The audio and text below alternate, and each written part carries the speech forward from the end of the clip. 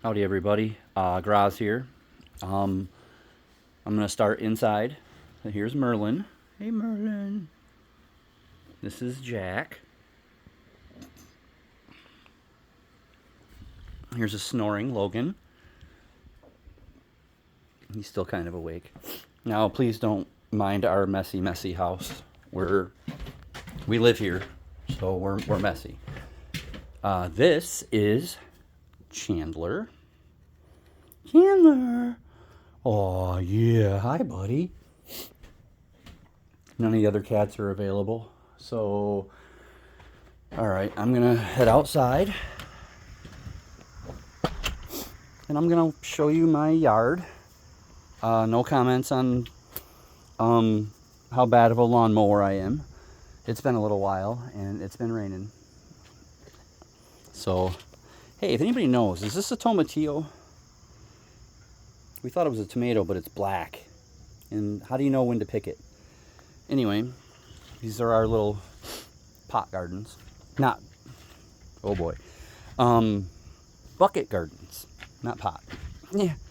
Anyway, I'm here to talk to you about Down in the Hollow by Timothy Hobbs.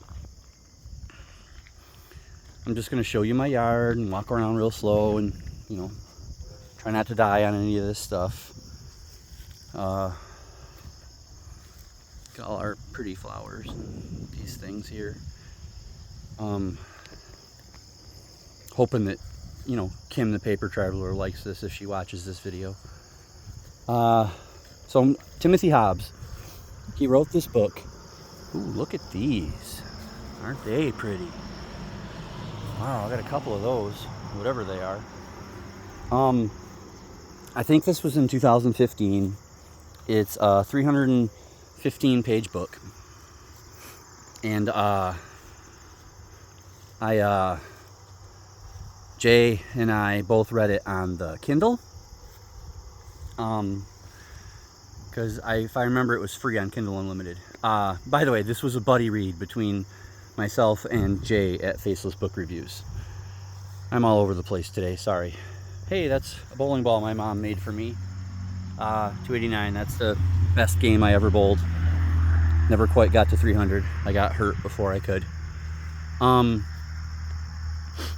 anyway, this book is about vampires in the 1920s. Here's our front door. Summer vibes. Anyway, yeah, it's set in 1926. I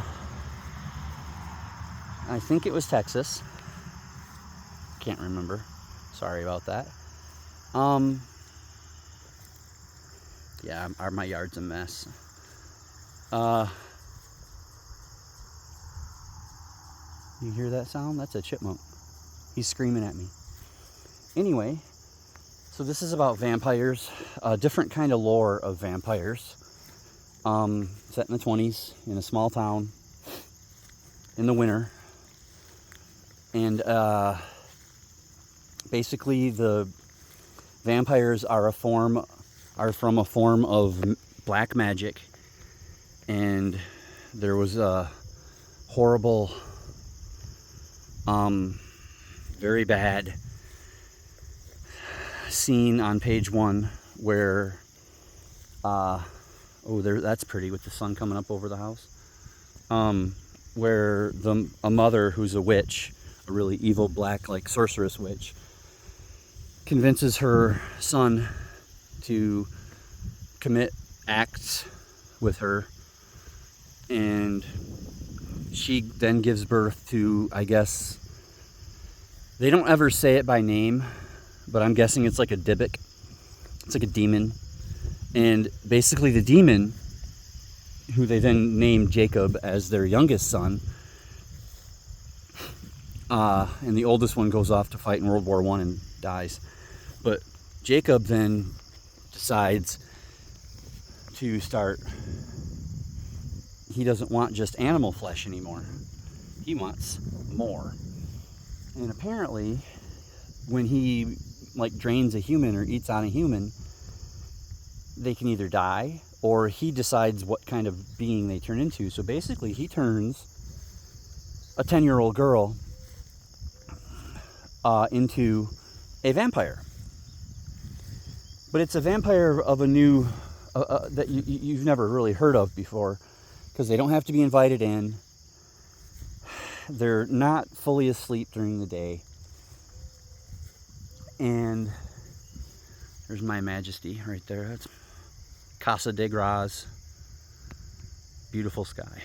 So they're kind of different. And Jacob he just eats people.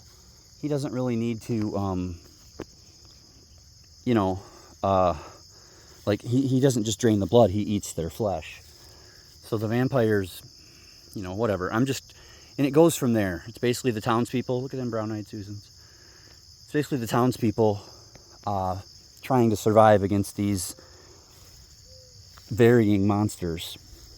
Well, anyway, I'm not going to really spoil the end. Just know that don't get attached to anybody, because basically everybody dies, including the vampires. And the ending's really weak too. Like out of nowhere at the very end, here comes this doofus who just saves the day. And there's like so many little side plots that are never answered. Like there's a cat that could be a familiar, but it's never talked about again. And there's this really cool Indian scout named Smoke, who they kind of tease might come and help, and he doesn't. So, but no, here's this other loony who just appears and, hey, I've been a goofy deputy the whole book, but I'm going to save the day. It's weak. Anyway,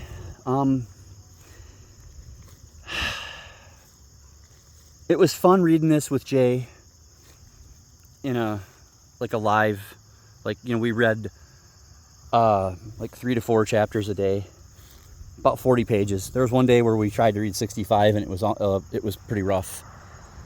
So anyway,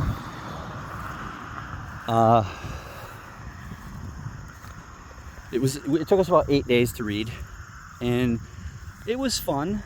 I would say 90% of the fun for me was the buddy read part, where me and Jay we'd kind of get together and talk about the book, and we'd drag on it, and we'd say what we liked and didn't like. Spoiler alert, there was more that we didn't like.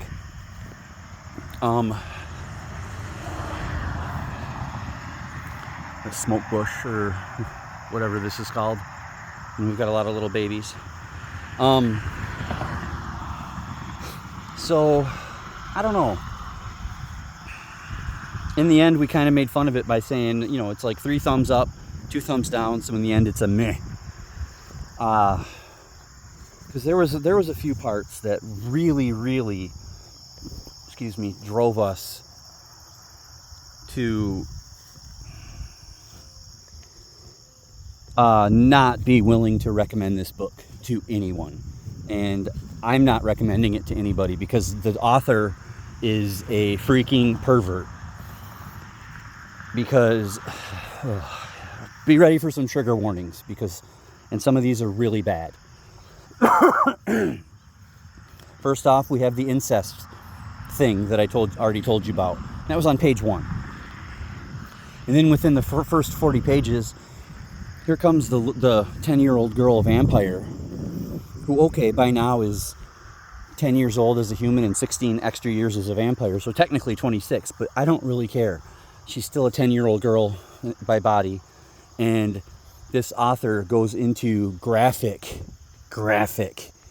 detail of her physicality. I'm trying to be clean and, whatever. But it's disgusting. I don't need to and I still sometimes can't get it out of my mind how disgusting this was. Look at the goldenrod. But it was like, he's talking about her girl parts. She's 10. It's disgusting. And then later on, we hear about, there's more brown-eyed Susans in here in this berry tree. Ooh, there's a bird nest.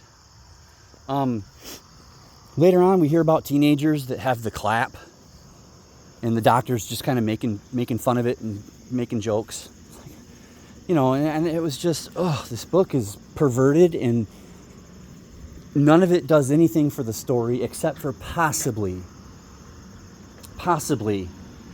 the incest thing because of the black magic, and that's how she wanted to make her Dybbuk. That's the only thing that kind of makes sense. And showing you our sunflowers now. It's kind of awesome. I used to mow this, but I don't anymore because of these. And they're big too, like I'll show you. Let me get close to this one and show you with my hand. I mean, look at how big these things are. Well, anyway, I mean, none of it made sense to the story. We didn't need to hear that much about her biology. And we didn't, the clap put nothing to it. And there was a couple other things here and there that just were just thrown in, and it just showed the author's perversions. And I'm not a prude. I don't necessarily mind like spicy in my books. I don't. But how about not interfamily? And how about not underage? That I can't stand. So, like, I didn't, you know, I'm not going to get into that.